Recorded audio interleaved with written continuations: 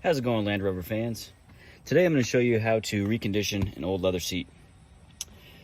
This old Rover's got 230,000 miles on it now, and the rest of the interior is in pretty good condition, but as you can see, got some wear, leather starting to get kind of dried out, and some of the colors coming off of it. So I have got some leather dye, and I'm going to show you how to make this seat look like new again.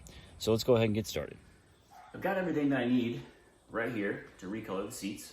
There's actually not that much that you need. The key is leatherrepairkits.com. This is called Color Flex. They have it in all sorts of colors. Go ahead and search by your make and model and you'll probably find what you need. They give you a sponge to apply it with, and then separately, this is their leather repair compound. So this is what I'm going to use for the deeper cracks. I'm going to start off by cleaning everything with some isopropyl alcohol, and then I'm going to rough up the surface a little bit with 400 grit sandpaper. So it's pretty straightforward. Just kind of rough it up, clean it up, and then apply the color. I want to show you a close-up of the seat itself. So we have some cracking right here in the leather. You can see the colors coming off over here. The color's kind of gone right there. And then where the piping is, it's rubbed off the color as well. Now the back of the seat is mostly just dirty, so I'm going to clean it up. If I need to put any color on, I will. You can see up here, we have a little bit of color gone, so I'll probably recolor this part as well. But first things first, I've got to clean everything off. I just wiped the seat down with isopropyl, and now I'm gonna just put a little bit on some sandpaper here. I don't really care if I get it on the seat. It's gonna evaporate pretty quick. And you see, I'm just kind of roughing it up a little bit. I'm not spending too much time in any one area.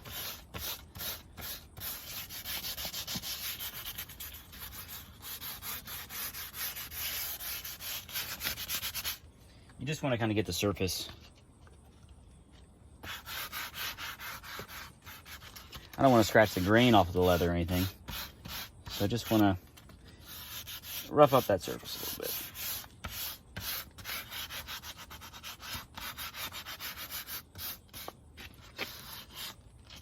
Now before I put the color on, I'm going to tape up the piping. Just use some painter's tape on that. You can see some of the color starting to come off. But that's all right, because we're going to put more color back on.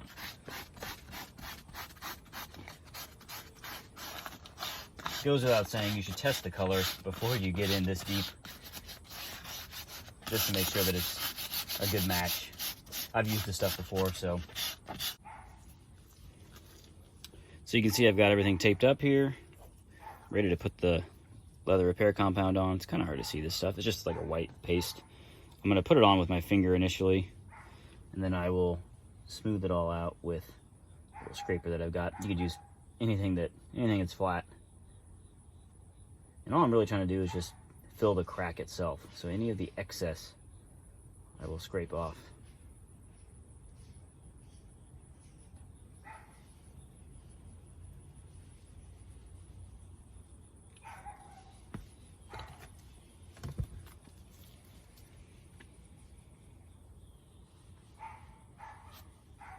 So I'm just taking the excess off.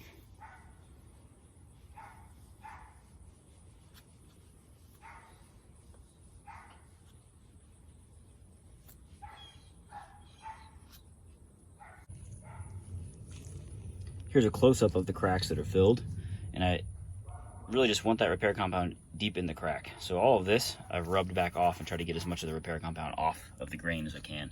This was the worst crack right here. Same kind of story, just filled it with a repair compound and then kind of feathered out everything around it.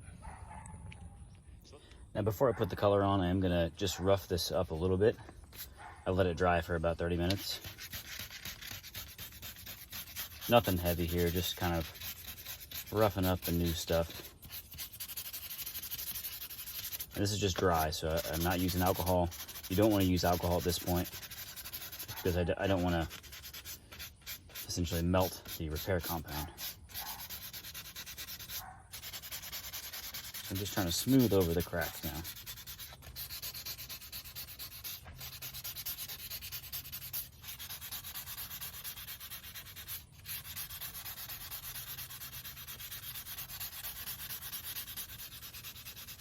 And really just try to focus on the crack because I don't want to smooth the grain out. So here's the stuff I'm using. This is sand. Again, leatherrepairkits.com. And I've cut this up into a couple different pieces here. So I'm going to use a piece about like that. I like having a hard edge so I can get close to the piping here. I've shaken it for a minute already, but never hurts to shake it a little bit more.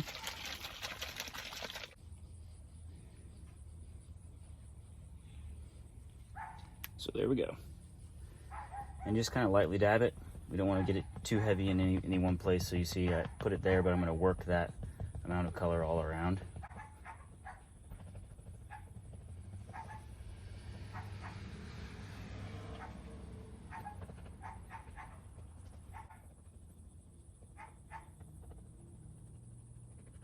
And you can spray this stuff as well. I like to just kind of go slow and steady. I'm no professional at this. I've done it a few times, but I would rather use a sponge like this and really take my time. And then I don't have to mask anything off either, so. Just kind of go back and forth, working it so it's uniform.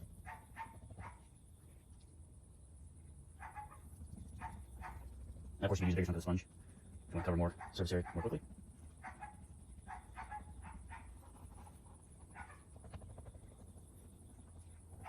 The key here is just a light touch, so you don't want to leave the marks from the sponge. So I'm going to continue like this, and then I'll kind of pick it up again once I've covered most of the seat. Here it is after one coat. I did actually go up here and just come across. I'm going to do 2 coats just to get a nice uniform color. You can see like right here, for example, where the old dirty seat is still kind of poking through. Starting to look good though. But one more coat should do it. You can see I did the armrest up here as well. So let's go ahead and do one more coat, and then we'll let it dry, and I'll pick it back up after that. Well, I just got done pulling the tape off. Everything is dry. Sun's starting to come out a little bit. As you can see, the seat is nice and clean again. If I get close up on what was the crack before, you can see it is mostly gone. Overall, the seat looks really nice again. Actually, I think the seat looks so nice, I might have to do the rest of the interior. A lot more work, but... So there it is. If you have any questions, post them up in the comment section. Overall, this stuff is pretty easy to work with. So, leatherrepairkits.com. Get yourself some color flex, and it really does refresh the seats again. As always, thanks for watching, guys.